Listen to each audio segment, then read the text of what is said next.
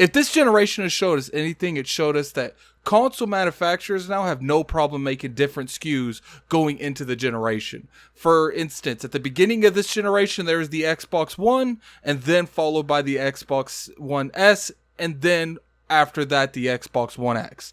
And what I want to talk about today is the Xbox Series X and the rumored Xbox Series S, whether it's good, bad, and should Microsoft even really remotely do this. But before we get on with the video, definitely hit that like button if you guys enjoyed the video. You can always subscribe for weekly content, and you can always follow me on Twitter at LordAddictILP. Without any further ado, let's get on with the video.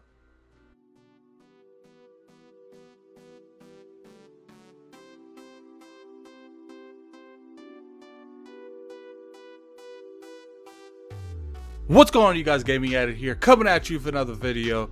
Today we're going to be talking a lot about SKUs and consoles and whether or not that's something that should be continued in the future or practiced in the future.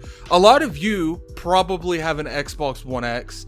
Me, myself, I actually have an Xbox One S, and there are a lot of issues that I have with owning the lesser platform, and if this kind of practice is done in the future, I probably would make sure I have that higher SKU, because trust me, in certain games there is a huge difference. So back in December, Microsoft did the bombshell, the drop the mic moment. They announced the Xbox Series X at the Video Game Awards, and it really took the entire industry by surprise. But even back before the Series X was announced, there was a lot of rumors that the Series X is just a member of a family of consoles that the Microsoft brand is going to be bringing to the market. The question is how are these consoles going to work with each other?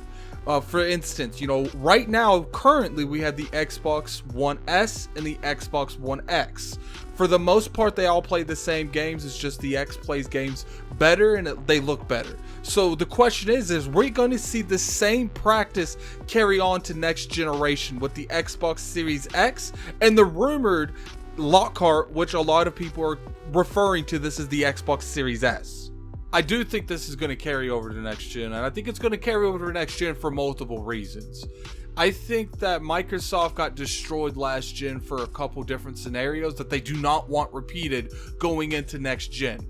They want the Xbox Series X being the strongest platform, so no one can really write anything negative about how strong a game works on. As important as power has always been to the conversation, I believe the biggest thing that they made the Lockhart, the Xbox Series X, is for price point. And the reason it's for the price point is because I don't think this Lockhart, this Xbox Series X, this isn't even designed for the hardcore. It's not designed for anyone but the casuals.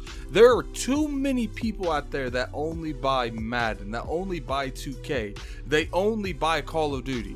A lot of those people they're the ones that will buy the console that is, the cheapest, that is the most value to them, especially when you toss in a 2-month or a month old of, Game Pass onto all of these consoles. It can really take off to them. And the thing with the casual market is they're not loyal. They will move on immediately if there's a better deal to be made. So if you go into GameStop, go into Walmart, you see a $500 PS5 Xbox Series X, and you see a $300 Xbox Series S that you get the same games with, just not a 4K resolution, and you're able to still play games like Call of Duty. You're able to still play games like, Madden, 2K. They're going to gravitate more towards that because those are the only games they play. There's probably a huge significant of people that only buy 1 to 2 games a year. They only pick up 2K and they only pick up Madden. And I think they overweigh the people that play exclusives by the majority. But keep in mind, this is just my opinion on the matter. It's not anything facts. I don't know how the casual market thinks, and for the most part, I don't think anyone really does. To me, the casual market has always seemed extremely unpredictable. So this could blow up in Microsoft's face, or it could be their holy grail. Only time will tell. So the biggest question that I'm sure a lot of you are thinking that's watching this is, exactly do I think the Xbox Series S is real? And if it is real, is it needed? I think it is needed. I think Microsoft just came out of a very bad situation that they had this gen. And next gen, they have to go in there with different cards. They can't let Sony really win too many things. They have to win the power narrative and they have to win the price narrative all in the same card. Now, the fact that there's 2 consoles to win both of these narratives, is that going to help them?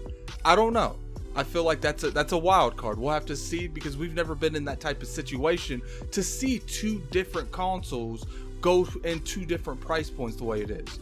I don't know how it's going to do on game development. Maybe the fact that there's two different SKUs is going to really upset some game developers. I kind of feel like the majority of stuff is so scalable now that it's not going to really matter to that degree either. So I don't think the game development thing is going to really matter, but I'm not a game developer, so I couldn't tell you for sure if it's going to matter. And another question is, when is this coming out? Are we going to be releasing day and day with the Xbox Series X? Or if it's going to be one of those things where they're going to give the X enough time to breathe, and then maybe shortly next year they'll release the S?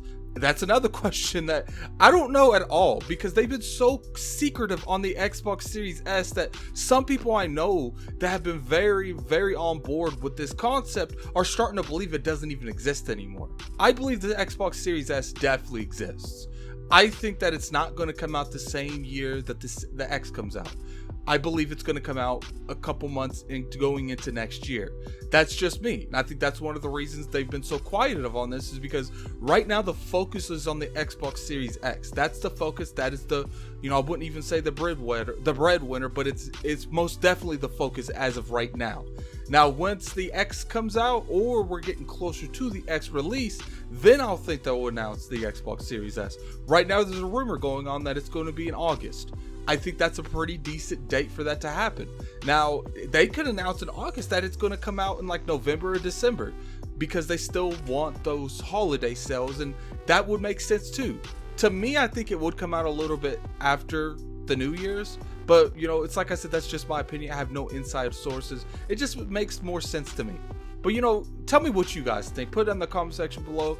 Like I said in this video, I do think the Series S is available. I mean, not available. I think it is very real, and we'll see more information on it in the next couple months. But I want your guys' opinion in that comment section. Do you think the Series S is even important?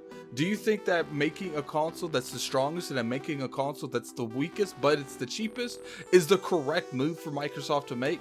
I'm curious what you guys have to say. Definitely put it in the comment section below. But this is Gaming Addict. I'm out of here. Peace.